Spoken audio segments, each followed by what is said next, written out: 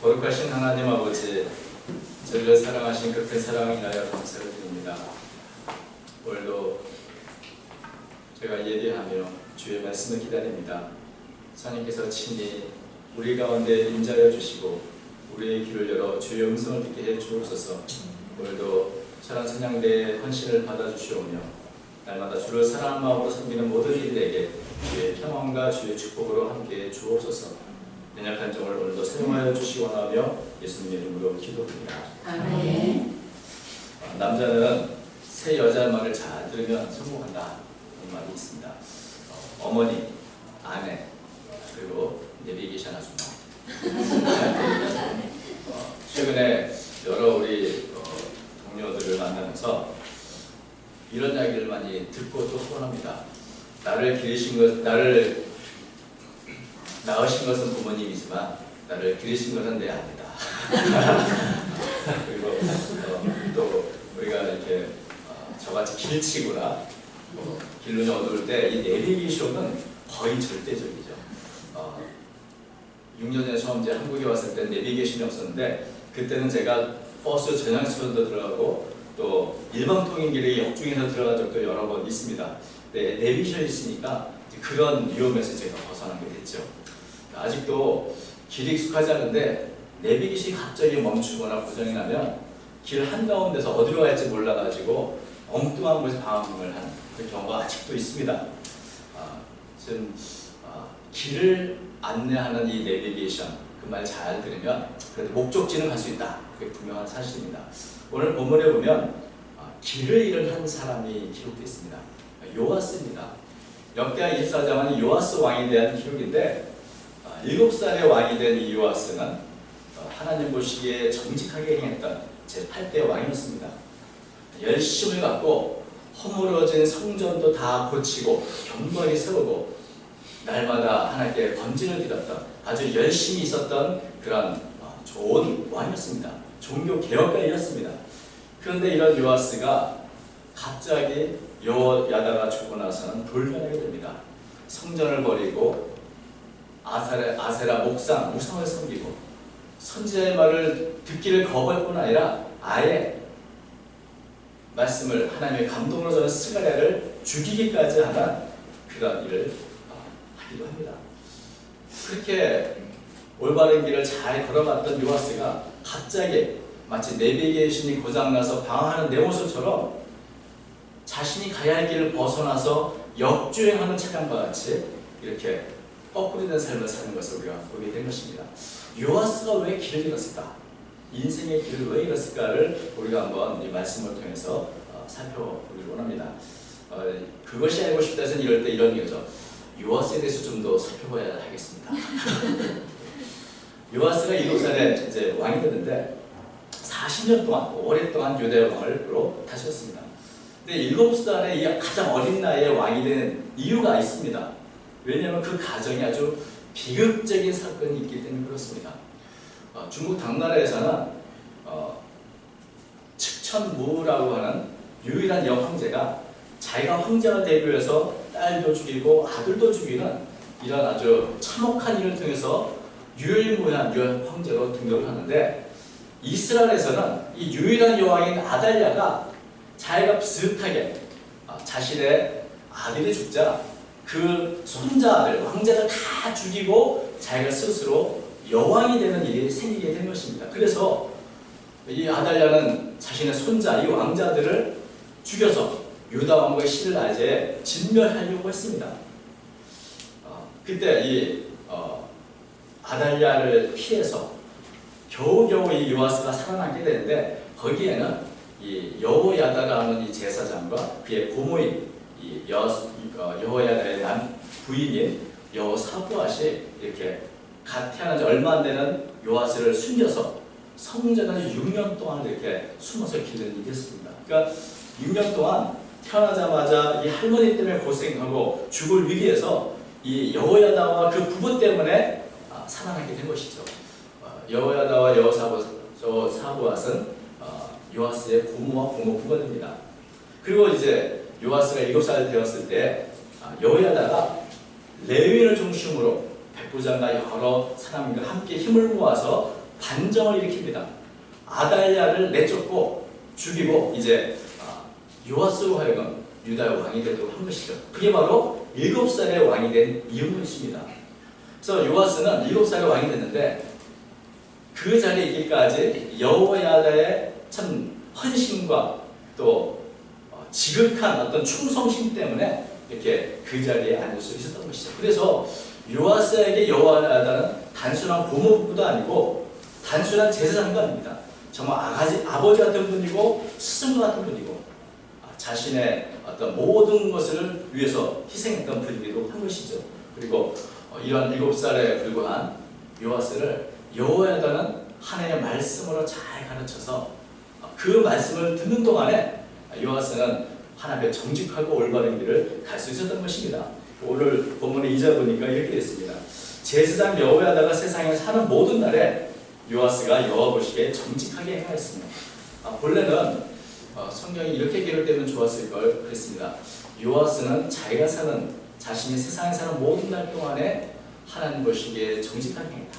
이러면 좋은데 요아스는 자기 신이 사는 모든 날이 아니라 여호야다가 사는 모든 날에 정직하게 내가 하나님을 산다.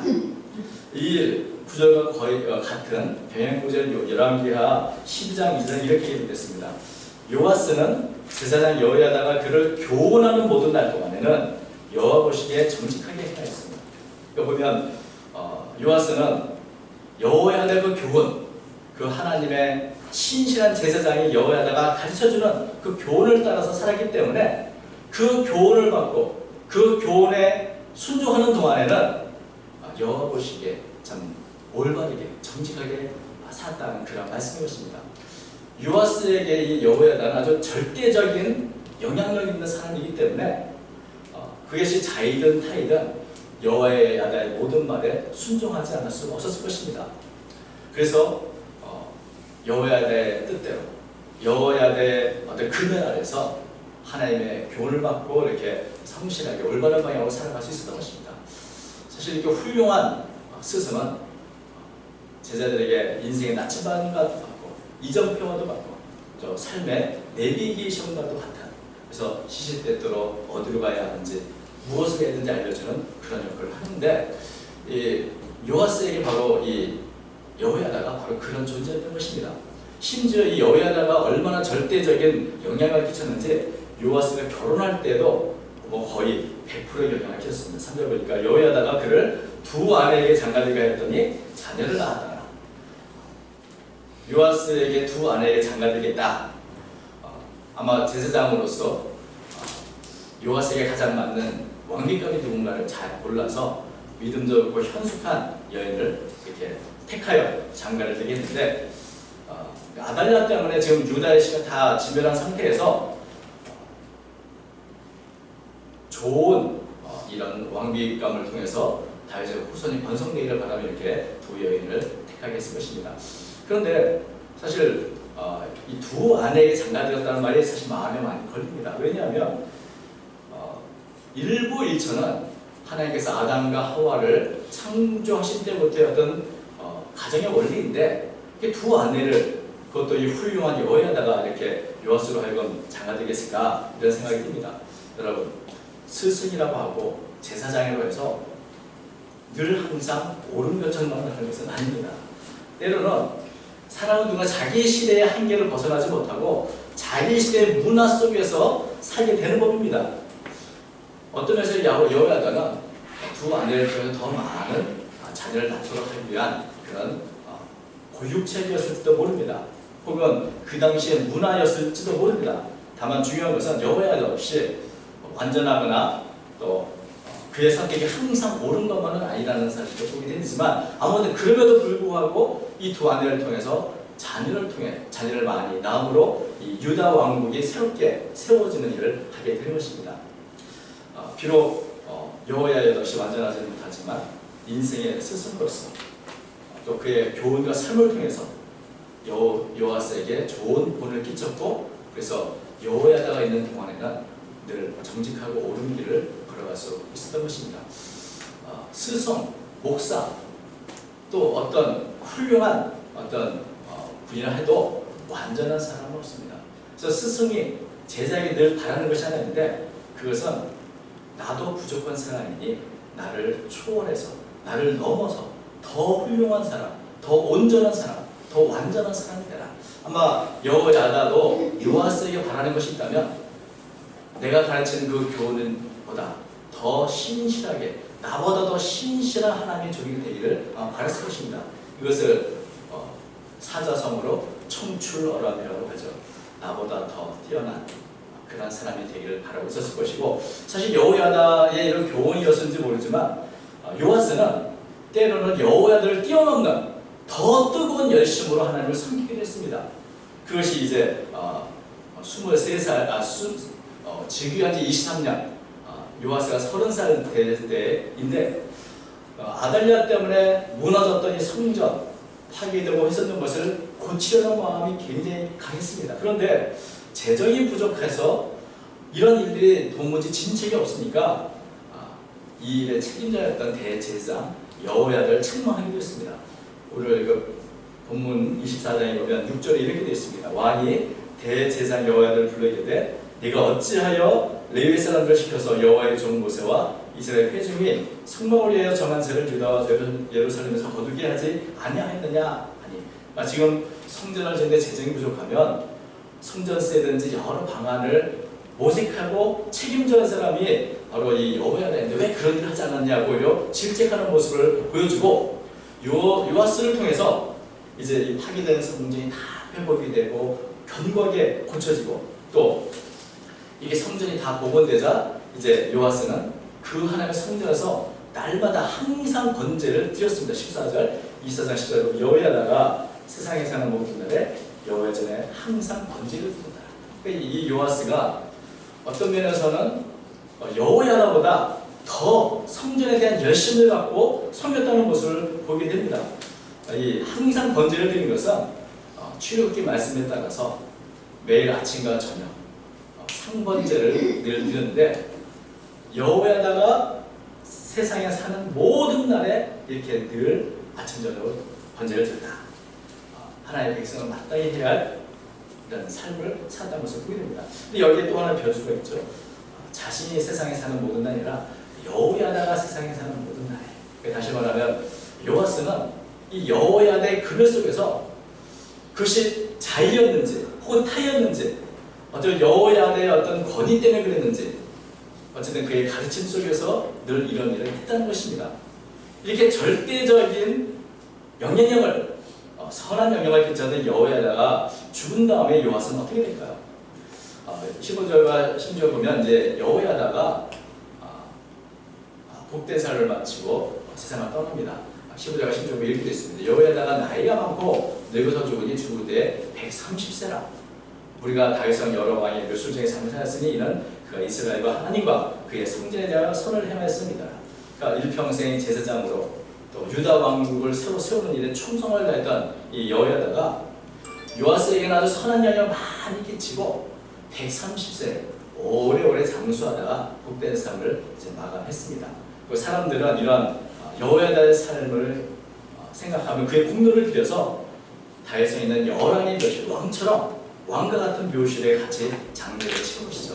제사장이 이제 왕처럼 되고 있는 겁니다. 그만큼 여호야다의 공로를 다 인정하고 그를 존경했던 것을 보게 되는 것입니다. 이제 여호야다가 죽은 후에 요아스는 어떻게 될까요? 이제는 누구의 말을 들어야 될까요? 17절 보니까 이렇게 되어 있습니다. 17절과 18절 여호야다가 죽은 후에 유다 방백들이 와서 왕에게 전하매 왕이 그들의 말을 듣고 그의 조상들의 하나님 여호와의 전을 버리고 아세라 목상과 우상을 숨겼으므로 그제로 말미암아 진노가 유다와 예루살렘에 임하니라. 여호야다가 죽고 나자 그를 찾아온 사람들이었습니다. 유다의 방백들. 이 요아스를 찾아온 유다의 방백들이 어떤 사람일까요? 그들이 하는 말을 잘 들어보면 그들이 어떤 사람인가 하는 것을 짐작할 수 있는데 이 유다의 방백들이 요아스에게 와서 하는 말은 지금까지 하나님의 말씀대로 제사장으로서 했던 여호야다의 말과는 전혀 다른 말들이었습니다. 지금까지 여호야다의 그 교훈과는 정반대일 것. 그들은 하나님의 성전을 버리고 아세라 목상과 우상을 섬기자는 그런 것이었습니다. 그러니까 이들의 관심은 어떤 종교적이고 하나님의 신실함보다는, 하나님의 성전보다는 자신의 정치적인 입지, 그 일에 더욱더 관심을 갖고 있는 그런 사람이라는 것을 보게 됩니다. 아마 이들은 반정공신인 이 여호야다의 그늘 속에서 어떤 정치적인 입지가 굉장히 축소됐던 사람들인데, 여호야다가 죽으니까 이제 기회는 이때다. 이 요아스를 자신의 편으로 삼자고 해서 여러 가지 정책적인 어떤 제안을 했을 것입니다. 그 중에 하나가 우리가 지금 여호와의 성전에 이렇게 여호야다의 말을 들으면 안 되고, 오히려 우상을 섬김으로써 모든 백성들의 마음을 이렇게 사로잡아야 한다. 왜냐하면 그 이전에 아달랴 시대에는 바알과 아세라 신을 섬겼습니다. 그리고 그 기득권에 취했던 많은, 오늘날 표현으로 하면 적폐 세력들이 많이 남아있는 것입니다. 그들을 사로잡고 보다도 안정적으로 정치를 하기 위해서는 그들에게 유아 제사를 줘서 하나님의 성전만 거듭하지 말고 이렇게 아세라 목상과 우상을 섬기는 것이 정치를 해서 안정된 정권을 유지하기 필요하다. 또 북쪽 이스라엘 왕국과의 연합을 위해서도 필요하다. 뭐 여러 가지 그런 일을 이렇게 말했을 거라 생각이 드는 것입니다. 물론 요아스도 아세라 목상, 우상을 섬기는 게 무엇을 의미하는지 모르지는 않았을 것입니다만은, 사람이 변질되는 데는 두 가지 이유가 있습니다. 하나는 현실적인 유익이 강할 때, 두 번째는 자신의 기득권을 잃을지 모른다는 두려움이 있습니다. 다시 말하면 사람이 그냥 변질되는 게 아니고 거부하기엔 너무나 큰 이권이 개입되거나, 혹은 내가 지금 현재 누리고 있는 것이 하루쯤에 다 사라질지 모른다는 두려움이 있으면 누구나 변질될 수 있는 것입니다.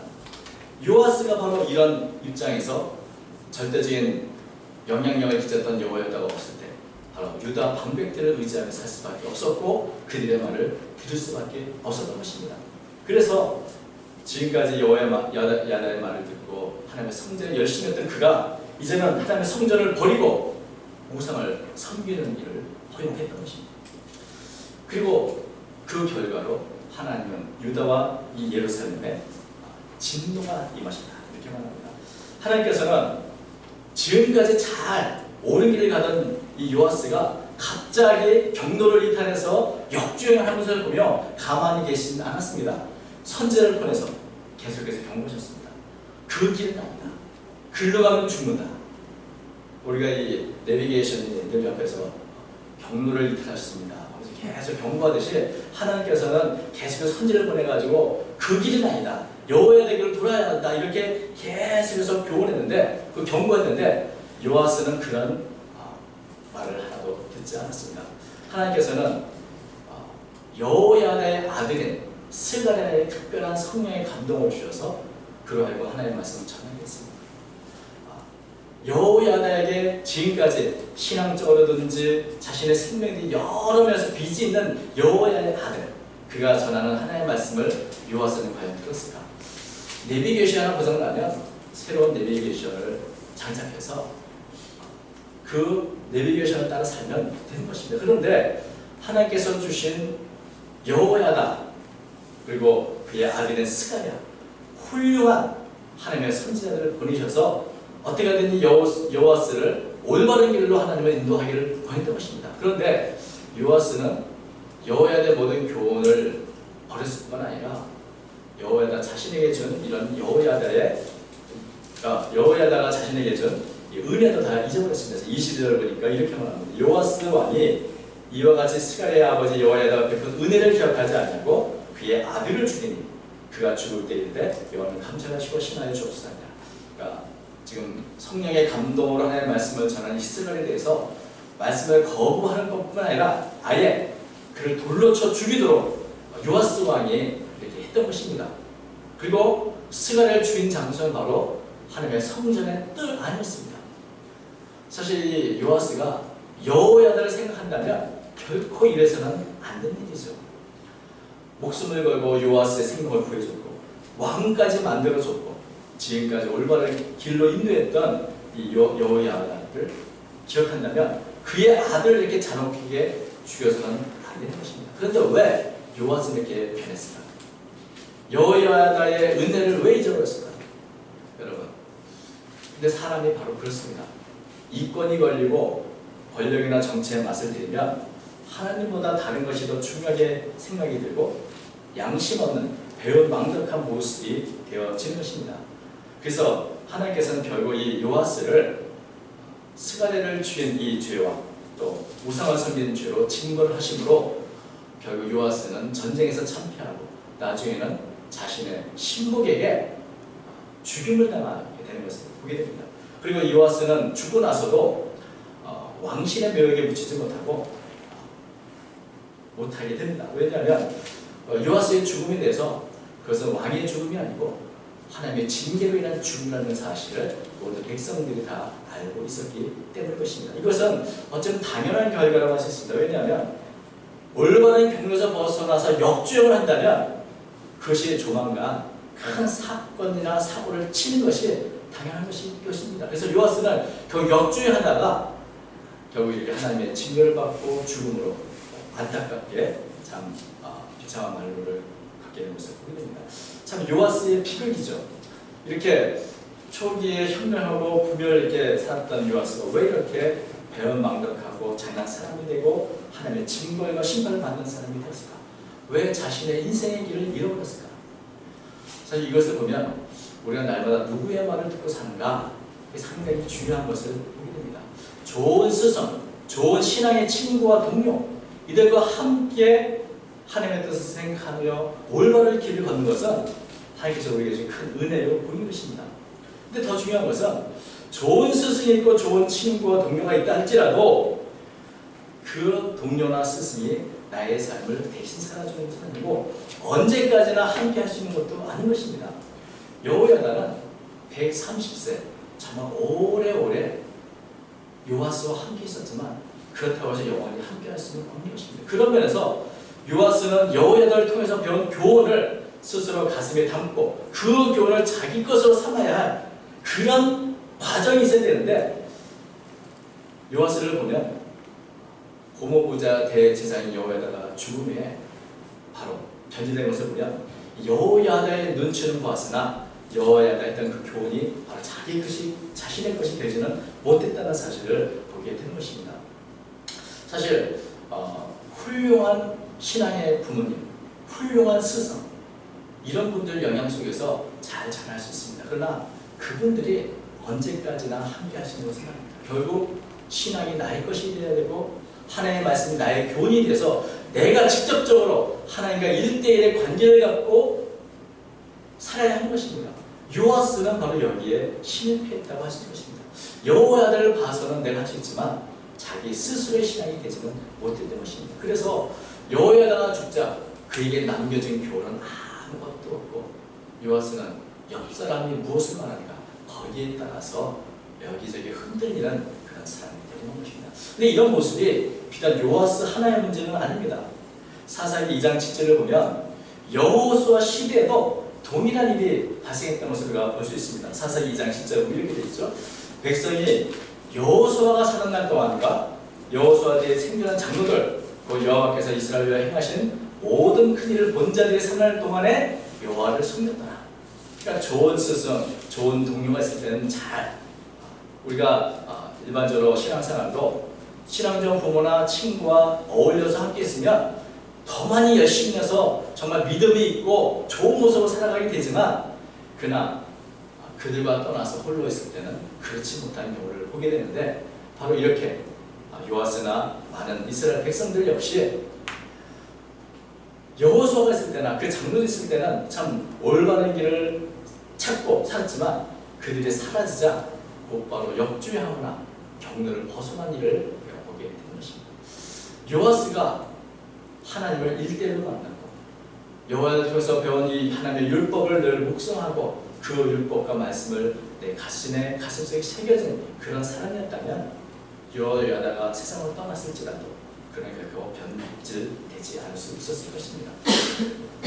하나님의 말씀을 내 가슴에 새기고 그 말씀대로 사는 것.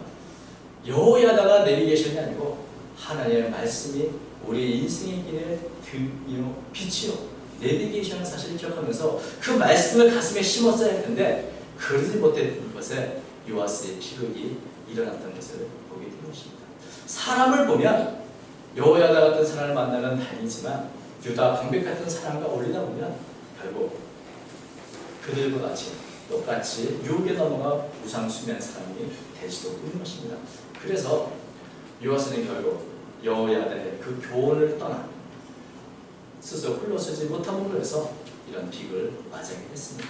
또 한 가지 우리 살펴봐야 할 것은 선줄로 생각한 자는 넘어질까 조심하라고 말한 것처럼 하나님의 성전을 보수하고 하나님의 누구보다도 앞장서 열심을 품었던 이 요아스의 편지를 보면서 하나님의 말씀은 한 번 잘했다고 되는 것이 아니고 항상 변함없이 늘 초심을 잃지 않고 은혜를 기억하면서 살아야 한다는 사실을 기억하게 됩니다. 누구도 완전하지 않고 누구도 변질될 수 있기 때문에 날마다 두렵고 떨리는 마음을 늘 갖고 조심스럽게 살아야 하는 것입니다. 하나님의 말씀을 듣는 것을 멈추고 스스로 조심스럽게 사는 것을 멈추면 요아스처럼 하나님의 말씀을 듣기를 거부할 뿐 아니라 오히려 하나님의 성전들에서 하나님의 말씀을 전해 선지를 죽이는 자리까지 떨어질 수 있는 것이 바로 사람들인 것입니다. 그래서 사도 바울은 빌립보 성도들에게 이렇게 교훈한 적이 있습니다. 빌립보서 2장 12절 그러므로 나의 사랑하는 자들아 너희가 나 있을 때뿐만 아니라 더욱 지금 나 없을 때에도 항상 복종하여 두렵고 떨림으로 너희 구원을 이루라. 우리가 인생을 살아가는데 좋은 스승을 만나면 그것은 큰 은혜로 보입니다. 그러나 더 중요한 것은 그들에게 받은 교훈을 내 가슴에 세우고 무엇보다 하나님 앞에서 올바르게 스스로 돌아보며 살아가야 하는 것입니다.